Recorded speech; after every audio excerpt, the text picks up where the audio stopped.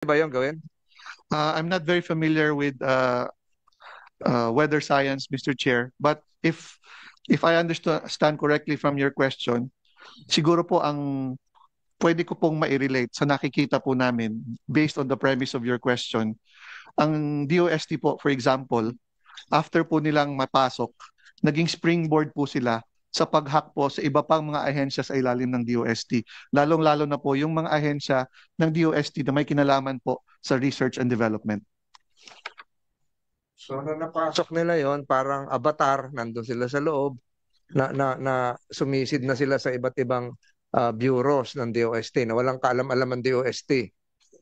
Nagbigay alam po tayo sa kanila, Mr. Chair. In fact, mismo pong kalihim po ng DOST ang pinagsabihan po natin dahil po, I'm not sure if I should divulge it here, Hindi Mr. na, hindi Chair. na. But can you confirm that? Representative of the DOST, sabi mo, authorized ka.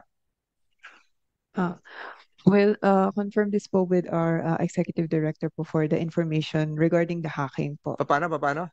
I will confirm po, Ay, sir, wala. with Hindi him. mo kaya sagutin dito. Dapat yung executive director ang pinapunta rito. Di ba? Sino ba executive director? Dapat siya yung nandito. Tinutulungan na nga kayo, di ba? I-relay mo pa, babalik ulit. Wala mangyayari. Di ba? Please proceed, DDG. Thank you, Mr. Chair.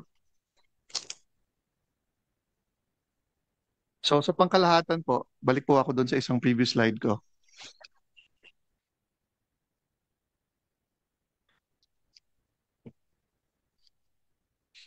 So 234 breaches.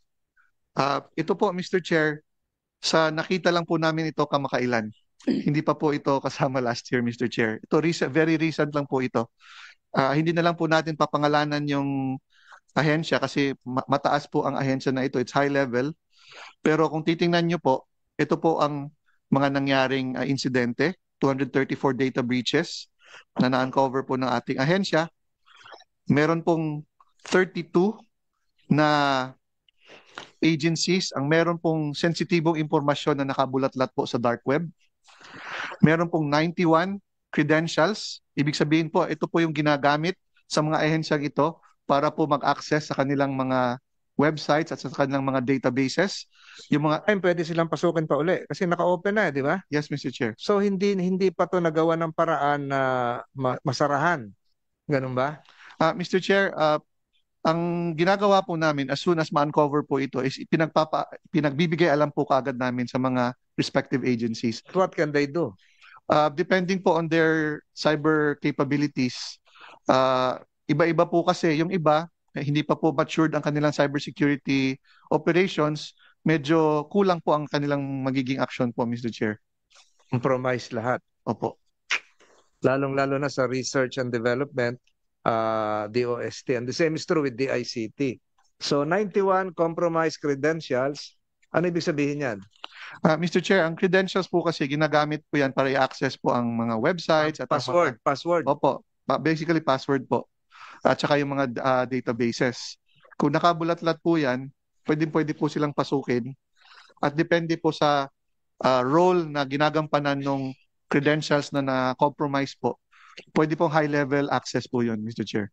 Po bang ganitong breaches, yung compromised credentials, kung ito, gaya ng mapang pinakita mo kanina, kung ito ay galing sa China, Chinese operator, pwede ba itong ibigay sa isang local proxy counterpart? O ikaw na, mas malapit ka dyan, mas real time ka. Pumunta ka na doon sa tabi ng building sa Taguig ng DOST. Diyan mo na sila i-operate. Pwede yon? Hindi na po kailangan, Mr. Chair, kasi po meron pong, usually po, ang sa techniques, tactics, and procedures po sa mga ganito, as soon as they have established initial breach, kumukonekta po yan sa tinatawag na command and control server. So kahit po saan yan, usually nandun po yan sa estado na nag-conduct po ng cyber espionage, pwede na po nilang diktahan po kung ano man yung napasok nila, pwede na nilang utusan yung kanilang malware na naipasok para po mag-lateral movement, Mr. Chair, at magkaroon po ng actions on target na tinatawag. So kahit walang kamalay-malay yung mga departments dito sa Pilipinas, akala nila normal lang yung mga nagkukuman doon, wag mo nang i-release yan 13-month pay, bawasan mo ng sweldo si ganito, pwede yun. In theory, Mr. Chair, pwede po siya. Gagalit ngayon sa sekretary yon. Pati yung mga ibang program na dapat ipatupad na kaagad, dinidelay. Di ba? In fact, Mr. Chair, hindi na nga po nila kailangang pakialaman yung datos. Pabagsakin lang po nila yung or i-deny lang nila ng access yung mga ahensya. Malaking disruption na po yun sa day-to-day operations po ng mga ahensya natin. Kahit yung mga ano tawag doon, yung biometrics nila pagpapasok sa umaga hindi na gumagana, hindi alam na nung HR kung anong gagawin, absent si ganito. Kaya 'yon. Yes, Mr. Chair. Ayun, ganun kabigat yung pwedeng gawin nila. Is this still continuing? We'd like to believe that this is still continuing, Mr. Chair. Kaya po, importante po na ipaalam sa ating mga ahensya, tsaka even sa pribadong sektor, na dapat po tuloy-tuloy po yung kanilang cybersecurity efforts. Kasi po, mabilis po magbago ang pamamaraan.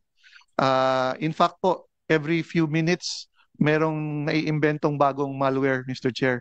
At yung malware po ang kailangan para magkaroon po ng hacking. So, at the rate that malware is being developed, kailangan po talagang paigtingin at pagalingin pa po ang ating cybersecurity operations sa iba't ibang ahensya po. And has there been an effort siguro sa executive branch ito to relay all of this to the various departments? Kung ano yung pwede nilang gawin? Yes, Mr. Chair. Ang una pong ginawa ng kasalukuyang administrasyon ay ilathala po yung National Cybersecurity Plan.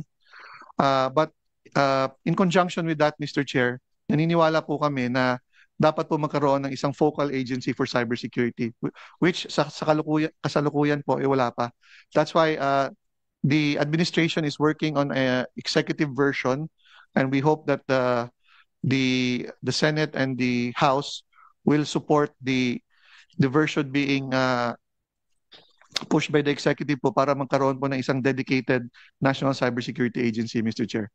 Posibilidad ba na yung mga maalwan na hack o napasok ay meron ding local spy na nandoon sa departamento ng DICT o DOST? Hindi nila alam, isang kaopisina nila is working for a Chinese operator. Hindi alam ng mga kaopisina nila na ganun din. Kasama nila mananghalian. Siya na pala yung nandun. Siya yung local, yung focal person doon sa loob ng kagawaran. Is this a possibility? Para mas maalwan sa kanila. Not just a possibility, Mr. Chair. In fact, yan nga po yung preferred mode of compromising any organization. Ang tinatawag po na insider threat. Mas madali po para sa kahit anong cyber threat actor na i-co-opt po ang isang naandoon na sa loob. Uutusan lang siya magsaksak po ng halimbawa ng isang USB. Uutusan po siya na karga po ng isang type of malware. Halimbawa po, mas madali po yan actually, and in fact mas epektibo po yan. In fact, Mr. Chair, ganun po ang nangyari kung naalala niyo po yung pagnanakaw sa Central Bank ng Bangladesh. Ang sistema po na yun ay closed system, yung SWIFT, para po sa financial transfers ng mga bangko. Since closed system po yun, hindi siya mahahack sa loob. Ang nangyari po, may isang empleyado, or whether we do not know kung voluntarily or involuntarily, sa kanya po pinadaan yung paghahack. Kaya po napasok ang Central Bank po ng Bangladesh at nanakawan po sila ng hundreds of millions of dollars, some of which found its way here in the Philippines, Mr. Chair. Mas madali sa China o kung sino man na mag-operate ng ganyan kung meron silang planted na empleyado na doon sa loob. Nandun na mismo sa loob ng halimbawa DICT, DOST. Paano natin madidetermine yung mga yon? Siyempre, Pilipino rin yon. Na-compromise na. Is there a way of determining na kung sino itong mga to? Or are you now doing an effort to unmask kung sino-sino itong mga to? Kasi mabilis yung isa Yung isa, nakita ko doon sa isang presentation mo, nagsabay na yung DOST at saka